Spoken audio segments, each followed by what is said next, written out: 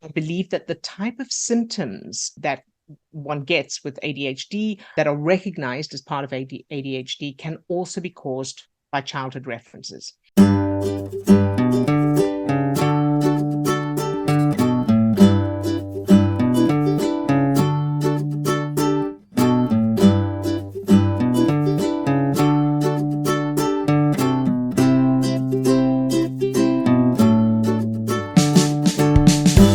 I have an email question, an anonymous email question about ADHD.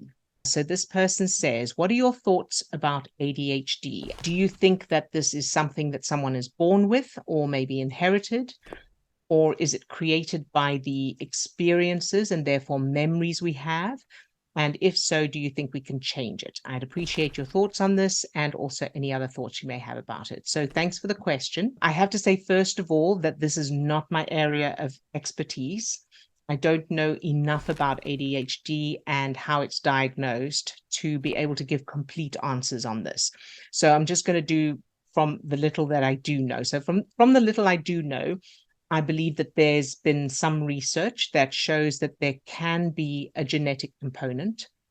I don't know the details on it, but I also know that it's not necessarily the only cause. And because there's no genetic test at the moment that I know of for ADHD, and as far as I know, diagnosis is solely based on behavioral tests prescribed by the Diagnostic and Statistical Manual of Mental Disorders, there's a lot of leeway for possibilities regarding causes. In addition to the structural differences in the brain that may have a genetic component and may be caused by childhood stress and trauma, I believe that the type of symptoms that one gets with ADHD that are recognized as part of ADHD can also be caused by childhood references.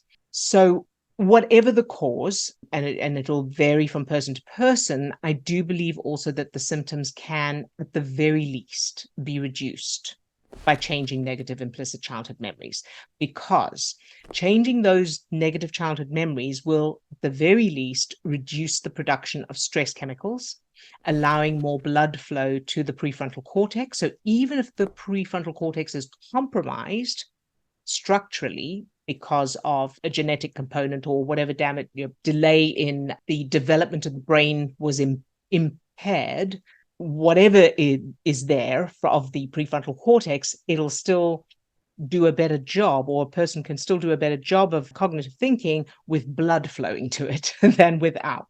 So it's certainly reducing stress chemicals is certainly going to help. It's going to improve in some way. So bearing in mind two main points. Firstly, that there's a wide range and variety of experiences of ADHD, and different people are going to have different experiences of the symptoms. And secondly, that the brain is constantly changing and adapting. So therefore, whether it's possible to completely lose the symptoms of ADHD or not, it's certainly possible to improve them. So changing negative implicit childhood memories and practicing the brain chemistry exercise can, at the very least, improve the symptoms. And just on a personal level, when I was a child, I don't think ADHD was a thing. No, I don't think anybody knew about it then. But I would definitely have been, going by the symptoms that are part of the diagnosis, the behavioral patterns or whatever that are part of the diagnosis, I would definitely have been diagnosed with ADHD. I had everything in spades, all of those symptoms in spades, including unable to concentrate, scatty, unable to sit still, all of the things. And I don't have any of those symptoms now.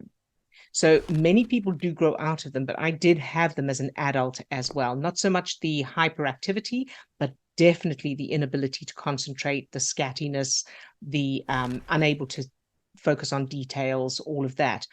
And part of that change in me was the calming, the doing the superpower, becoming my sort of default emotional state, becoming calm as opposed to stressed.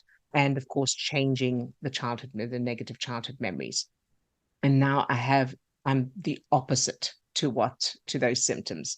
So for what that's worth. I can't say I had a diagnosis because I don't think it even existed back then, but I think that I would have been diagnosed with it. So I hope that's helpful, and I hope that answers your question, but let me know if you need more clarification on any of that. All right, I think that's it for this week, and I look forward to seeing you all again next week. Lots of love to all of you. Bye-bye now.